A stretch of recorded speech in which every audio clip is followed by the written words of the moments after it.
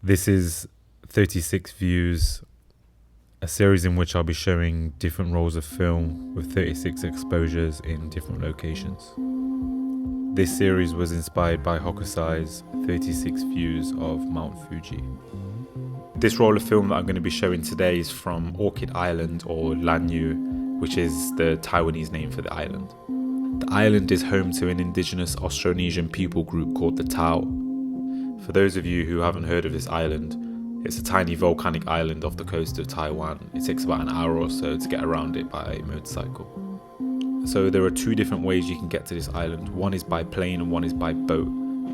If you were to get the plane, there is a chance that it can be cancelled in bad weather. So we opted for the boat because there was no real possibility of it getting cancelled and we'd know we'd get there.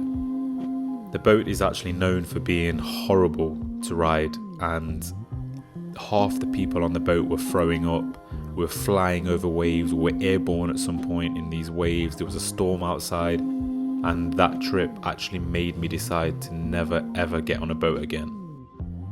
So after a 3-hour boat ride from hell, we eventually arrive on this small green mountainous island in the middle of the ocean. And after resting and curing my seasickness for a while, we rented a scooter and went around to some different villages on the island. There's literally one long road that takes you around the entire coast of the island. So you have mountains on one side and the ocean on the other. The people here rely on fishing and farming, and you literally see it wherever you go. There's people hanging fly fish outside their houses, outside places to eat, and on the beach, everywhere.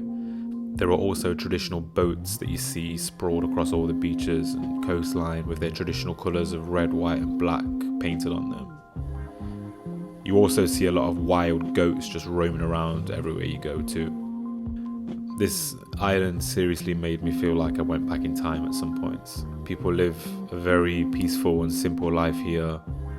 The first 7-Eleven was built back in 2014 and there is one ATM on the whole entire island.